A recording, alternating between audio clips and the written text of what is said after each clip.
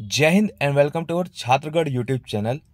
आज के वीडियो में हम बात करने वाले हैं छत्तीसगढ़ में जो लगभग 6000 पोस्ट पर पुलिस की भर्ती आई है उस विषय पर हम बात करने वाले हैं।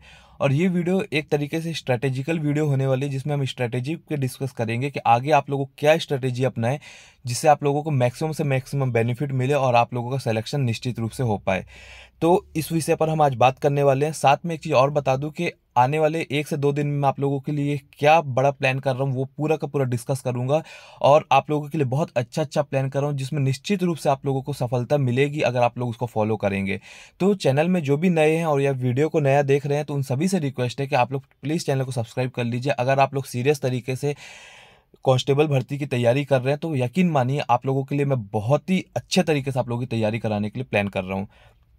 तो आज के टॉपिक्स पे हम बात कर लेते हैं। सबसे पहले है कि कितने घंटे पढ़ें इस पर। तो देखिए, मैं आप लोगों को एक चीज़ बताना चाहता हूँ कि मुझे पता है कि जो कांस्टेबल एग्ज़ाम का तैयारी कर रहे हैं वो फिजिकल काफ़ी अच्छे रहते हैं। थोड़ा सा उनका पढ़ाई एज़ कम्पेयर टू फिजिकल में देखा जाए, फिजिकल से कंपेयर करें पढ़ाई में तो फिजिकल उनका ज़्यादा अच्छा रहता है पढ़ाई के कंपेयर में। तो ऐसे लोगों को पढ़ाई में मैंने जो नोटिस किया है, पर्सनली मैं बता रहा हूँ, मैं देखो किसी को ये नहीं बोल रहा हूँ कि आप लोग कमज़ोर हो या आप लोग ऐसा है। मैंने जितने अभी तक देखे तो मैंने ये देखा है कि उनको पढ़ाई में तो मन कम लगता है लेकिन फिजिकल में बहुत मन लगता है। आप उनको 8 घंटे बोलेंगे तो फिजिकल कर सकते हैं लेकिन 3 घंटे पढ़ाई करने में उन लोगों को तकलीफ होती है। तो उन सभी से रिक्वेस्ट है जिनको पढ़ाई करने में थोड़ा सा तकलीफ होता है तो प्लीज़ आप लोग मिनिमम 4 घंटे अभी से पढ़ाई करें। 4 आवर्स मिनिमम दें। ये आप लोगों के लिए ज़रूरी हो चुका है क्योंकि पता है कि बराबर मार्क्स है, फिजिकल में भी उतने मार्क्स है, एग्जाम में भी उतने मार्क्स है। कई लोग सोचते हैं कि फिजिकल में हम ज़्यादा ला सकते हैं, एग्जाम में कवर हो जाएंगे। तो यकीन मानो, जो आप लोगों का एग्जाम होता है वो बहुत टफ लेवल का नहीं होता है, तो एग्जाम स्कोरिंग इसमें भी रहेगा, लोग अच्छा खासा इसमें स्कोर कर लेंगे। तो उसके अकॉर्डिंग आप लोग 4 आवर कम से कम पढ़िए। और जिनका पढ़ाई करने का रूटीन अच्छा बना हुआ है, जो 4 आवर पढ़ लेते हैं, उनसे रिक्वेस्ट है कि आप 6 आवर्स मिनिमम आप लोग पढ़िए। अगर आप लोग 4 आवर्स पढ़ ही लेते हैं, 4 घंटे आप लोगों से पढ़ाई हो जाती है इजिली डेली, तो आप 6 घंटे पढ़ें। ठीक, तो ये आपका 6 घंटे का पढ़ाई हो गया। अब बात यहाँ पर समझना कि 6 घंटे की जैसे आप लोग पढ़ाई करते हैं तो आप टाइम मैनेजमेंट कैसे करेंगे। सबसे इंपॉर्टेंट तो यही होता है, टाइम मैनेजमेंट आपको कैसे करना है। देखिए, आप मॉर्निंग में कितने बजे जाते होंगे, मान लेते हैं 5 या 6 बजे, 6 बजे मान लेते हैं, कई लोग 5 बजे जाते हैं लेकिन हम एक अप्रॉक्स टाइम ले लेते हैं, आप 6 बजे जाते हैं। 6 से आप 8 करिए अपना क्या, फिजिकल। ठीक है, इतना सफिशियंट है। मॉर्निंग के टाइम पे 6 से 8 करिए, 9 बजे तक घर आ जाइए। 9 बजे वैसे भी धूप चढ़ जाती है तो उतना मेहनत करने का कोई मतलब नहीं, 9 बजे आप अपने आप घर आ गए। ठीक, घर आने के बाद आप 9 बजे के बाद 10 बजे फ्रेश हो जाइए, पूरा तरीके से नाश्ता वास्ता कर लीजिए। 10 बजे से आप पढ़ने बैठिए। 10 बजे से आप ज़्यादा नहीं, 1 बजे तक पढ़ने बैठिए। तो कितना हुआ, 11, 12 और 1, 3 घंटा आपने यहाँ पढ़ लिया। 1 बजे उसके बाद आपको सोना है सोइए, लंच करना है लंच करिए, जो करना है आप लोग कर सकते हैं। फिर मैं आप लोगों को पूरा टाइम दे दे रहा हूँ, 3 बजे तक का दे दे रहा हूँ, 4 बजे तक का दे दे रहा हूँ, या फिर सपोज 3 बजे का दे देते हैं। 3 बजे के बाद 3, 4, 5, 3 से मतलब 4, 4 से 5, 5 से 6, ये आप लोगों का हो गया 3 घंटे का पढ़ाई यहाँ पे। तो जिसको 6 घंटे पढ़ना है आप लोग क्या कर सकते हैं, 11 से 12, फिर सॉरी 11 से 12 बोल रहा हूँ, 10 बजे बैठेंगे, 11, 12, 1, उसके बाद 3 बजे से बैठेंगे, 4, 5 और 6। इसके बाद 6 बजे के बाद आपको जितना घूमना है घूमिए, आपको अपना फिजिकल करने जाना है फिजिकल करने जाइए, जो करना है करिए। कई लोग फिजिकल 2 टाइम करते हैं, अच्छी बात है, इसमें नंबर भी अच्छे खासे हैं, तो आप लोगों को मेहनत भी उस तरीके से करनी चाहिए। तो इस तरीके से अब कोई इसमें 4 घंटे वाला है, अगर है कि हम सिर्फ 4 घंटे पढ़ेंगे तो देखिए आपको तो यहाँ से पढ़ सकते हैं। 4 बजे के बाद आप या 5 बजे आप चले जाइए अपना फिजिकल करने। और जिनको 6 घंटे पढ़ना है वो पूरा का पूरा यूज़ कर लीजिए। तो इतने अच्छे तरीके से आप टाइम मैनेज कर सकते हैं। कहीं पे भी ऐसा नहीं है कि आपका ये हो रहा होगा कि बहुत दिन भर पढ़ना पड़ रहा है, हम कुछ और नहीं कर पा रहे हैं। आप सुबह उठ कर दौड़ भी ले रहे हैं इसमें, उसके बाद आपके पास नाश्ता करने का टाइम है, टीवी देखने का टाइम है, 10 बजे से बैठ जाइए 1 बजे तक। 1 बजे के बाद आपको फिर टीवी देखना है, घूमने जाना है, जो करना है, लंच करना है, सोना है, सब कुछ कर सकते हैं। अगर 1 बजे से आप 3 बजे तक सो रहे हैं तो वो भी आप लोगों के लिए 2 घंटे की नींद हो जाएगी। उसके बाद 4 बजे से लेकर 6 बजे, 6 बजे के बाद आप पूरे फ्री हैं। आपको अगर घूमने जाना है तो आप घूमने जाइए, रनिंग करने जाना है रनिंग करने जाइए, दोस्तों के साथ टाइम स्पेंड करना है वो करिए, वहां से भी आप पूरा फ्री हो जाते हैं। अगर किसी को दोनों चीज करना है कि रनिंग भी करना है शाम को और अपने फ्रेंड को भी टाइम देना है, तो आप लोग देख लीजिए 6 से अगर आप 7:30 बजे तक 1.5 घंटा मेरे हिसाब से सफिशियंट है अभी, क्योंकि अभी डेट आई नहीं है, तो आप 1.5 घंटा का शाम को फिजिकल कर ले रहे हैं। उसके बाद 7:30 से 9 बजे तक या 8 बजे तक जैसे आपको घूमना है तो आप उस तक के अकॉर्डिंग घूम सकते हैं।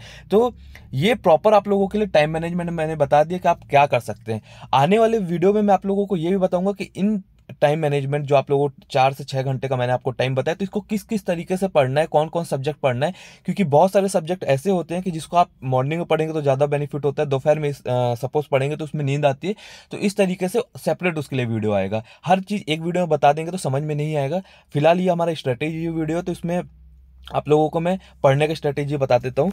अब हमारा जो नेक्स्ट क्वेश्चन है, क्या एग्जाम पैटर्न रहेगा, तो इसमें मैं आप लोगों को बता देता हूँ कि जो कांस्टेबल के एग्जाम रहते हैं इसमें इजी टू मॉडरेट क्वेश्चन आते हैं। टफ लेवल के आपको क्वेश्चन देखने नहीं मिलेंगे, आपको ऐसे क्वेश्चन बिल्कुल भी देखने नहीं मिलेंगे जिसके में ऑप्शन कूट में रहेंगे, उसके बाद 1 2 2 3 3 4 इस टाइप के आपको सेलेक्ट करने पड़े। अगर आपको देखने भी मिला तो ज़्यादा ज़्यादा 1 या 2 क्वेश्चन रहता है, उससे ज़्यादा आप लोगों को नहीं देखने मिलेंगे।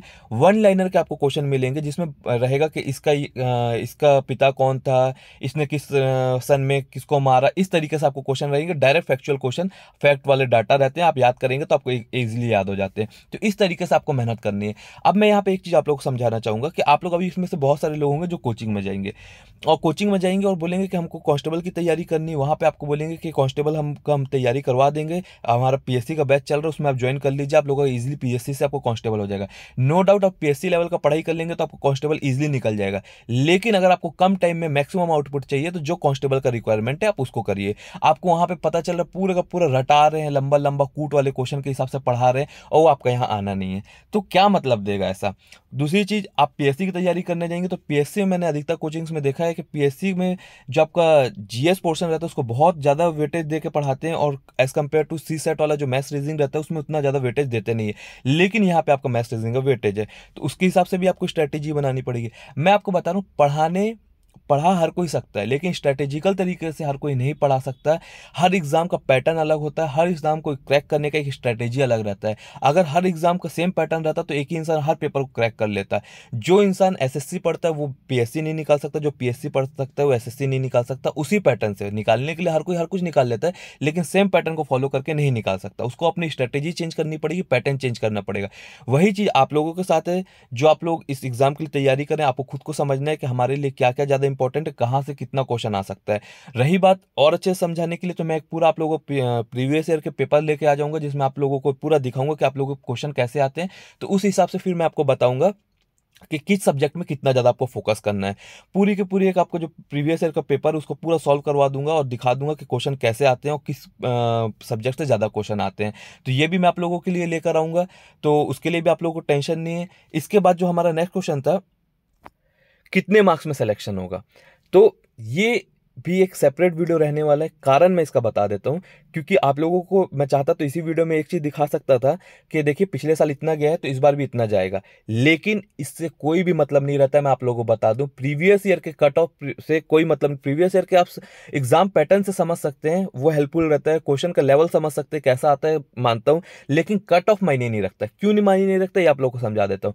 पिछले बार का कट ऑफ था कुछ अलग पोस्ट पर, सपोज 2000 या 3000 पोस्ट आई उस पर। इस बार का कट ऑफ रहने वाला है कुछ अलग पोस्ट पर, क्योंकि इस बार 6000 का पोस्ट आने वाला है, तो निश्चित रूप से कट ऑफ डाउन जाएगा क्योंकि पोस्ट ज़्यादा है। ठीक, ऐसा बात नहीं है, हो सकता है कि पेपर का लेवल अच्छा आ जाए तो कट ऑफ थोड़ा सा हाई चले जाए। तो इन सब कट ऑफ का इस पर कोई रिलेशन नहीं। हालांकि मैं ये आप लोगों को जरूर बताऊंगा कि आप सेफ साइड कैसे खेल सकते हैं, कितना आपका फिजिकल में आ जाएगा, कितना आपका एग्जाम में आ जाएगा, तो आप इजीली सेफ हो जाएंगे। हर एग्जाम का एक रूल होता है, आप 80% नंबर ले आइए ओवरऑल तो आपको कोई नहीं रोक सकता। ये सिंपल सा रूल होता है हर एग्जाम में। 80% आप सपोज लेकर आ रहे हैं तो आपको कोई नहीं रोक सकता। अगर पेपर थोड़ा सा टफ है तो 70% में सिलेक्शन हो जाता है। तो इस तरीके से एक प्रॉपर आप लोगों के लिए इस पर मैं समझाऊंगा कि किस तरीके से आप लोग कितने मार्क्स में आप लोग सेफ हो जाएंगे। उसके लिए थोड़ा सा मेरे को इसमें वर्क करना पड़ेगा, और यकीन मानिए वर्क करके मैं आप लोगों के सामने जरूर लाऊंगा। आप लोगों को भी सेटिस्फेक्शन होगा कि हाँ, इसमें कुछ मेहनत करके ही हमको बता रहे हैं ये, तो उस तरीके से आपको पूरा बताया जाएगा। बाकी फिलहाल आप लोगों से रिक्वेस्ट इतनी है कि 2 टाइम आप लोग फिजिकल अपना चालू कर दीजिए अगर आपकी कैपेसिटी अच्छी है। कैपेसिटी नहीं है, अगर आप लोग नहीं चाहते 2 टाइम करना, तो 1 टाइम तो जरूर करिए, लेकिन फिजिकल चालू कर दीजिए, पहली चीज। दूसरी चीज, आप लोग तैयारी एग्जाम का अच्छे से करिए। मेरे को मैक्सिमम लोगों को देखा है मैंने जो कांस्टेबल की तैयारी करते हैं और फॉरेस्ट गार्ड की तैयारी करते हैं, वो दौड़ते बहुत है, मेहनत बहुत करते हैं ग्राउंड में, लेकिन जब बात बुक की आती है तो 1 घंटा बुक नहीं खोलते हैं, यहीं पर पीछे हो जाते हैं। एक बार तो आप बहुत अच्छा परफॉर्म कर लेते हैं, दूसरे बार अच्छा परफॉर्म नहीं करते हैं तो आप डाउन हो जाते हैं। तो ये गलती आप लोगों को नहीं करना है जिनको सिलेक्शन लेना है। मैं फिर से एक चीज रिपीट कर रहा हूँ, दूसरी चीज, कई लोग इस भ्रम में हैं कि अभी तो चुनाव आ गया, पता नहीं लंबे लंबे समय तक एग्जाम नहीं होगा, कब होगा। इन सब चीजों में कोई डिस्कस नहीं करता। मैं आप लोगों को एक चीज बता देता हूँ कि सामने लोकसभा का चुनाव इसके बाद, तो आप लोग ये मत सोचिए कि आप लोगों का भर्ती ऐसे फंस जाएगा या कुछ भी हो जाएगा। उनको लोकसभा के लिए भी कुछ अपना बचा के रखना, कुछ भर्ती कंप्लीट कराएंगे, तो हो सकता है आप ही के भर्ती को वेटेज बना के कंप्लीट करवा दें। और अगर आप लोग ये सोचते रहेंगे कि चुनाव है अब 1 साल तक कुछ नहीं होगा, तो जिनको एग्जाम निकालना हो निकाल के ले जाएंगे और आप लोग देखते ही रह जाएंगे। तो इन सब चक्कर में मत पड़ा करिए। खास करके उन स्टूडेंट को मैं बोलता हूँ जो कि सब में अपना फ्यूचर बनाना चाहते हैं, कि चुनाव में चल रहा है तो ये चल रहा है, तो अभी ये आचार संहिता लगा है तो एग्जाम नहीं होंगे। इन सब चीज़ों से आप लोगों को कभी मतलब नहीं रहना चाहिए। आप लोगों को मतलब सिर्फ इतना रहना चाहिए कि कभी भी एग्जाम हो, इतनी तैयारी होनी चाहिए कि अगर 1 महीने बाद भी हो जाए तो मैं इतना कॉन्फिडेंट रहूं कि मेरा एग्जाम तो निकलेगा। ये अगर आप अपने अंदर एटीट्यूड ले आएंगे तो आपको कभी भी निराशा फील नहीं होगी। लेकिन अगर आप अपने मन में ले आएंगे कि अभी तो बहुत टाइम है, 6 महीने तक तो पेपर नहीं होगा, मेरे को फलाना है बताया, मेरे को ये बता दिया, भैया से मैं बात किया तो भैया बोले तुम्हारा पेपर तो 1 साल बाद होगा, हम आराम से पढ़ेंगे, तो आप लोग देखना 1 साल बाद हो या 6 महीने बाद हो, आप लोगों को निराशा हाथ लगेगी। निराशा से बचना है तो मेहनत करते रहिए। आपके एक एक चीज बताइए, 1 साल बाद भी वही मेहनत करेंगे ना, तो आज से मेहनत करने में क्या तकलीफ है आपको? 1 साल बाद जो मेहनत को करना है आज से कर लीजिए। हो सकता है 1 साल पहुंचते तक आप कईयों से आगे पहुंच जाए, क्योंकि 1 लाख लोग, 1.5 लाख लोग या 2 लाख लोग फॉर्म भरेंगे और 6,000 लोगों का सिलेक्शन होना है। तो इतने लोगों को काटना इतना आसान नहीं होता है। हर कोई अपने लेवल में मेहनत करता है। आप लोगों को करना ही है कि उनसे एक्स्ट्रा मेहनत करना है, तब जाके आप अपना जगह बना पाएंगे। तो बातें समझिए, मेहनत करिए। हर कोई आप लोगों को इस सब चीज़ों में बार बार नहीं बताता, एक बार बता देगा आगे निकल जाएगा। लेकिन मैं आप लोगों को बता रहा हूँ, समझा रहा हूँ, क्योंकि मैं चाहता हूँ आप लोगों का सिलेक्शन हो और आप अपने एक जो पोस्ट है उसको सुनिश्चित कर पाएं। ठीक है, मिलते हैं नेक्स्ट वीडियो में। जय हिंद, जय भारत।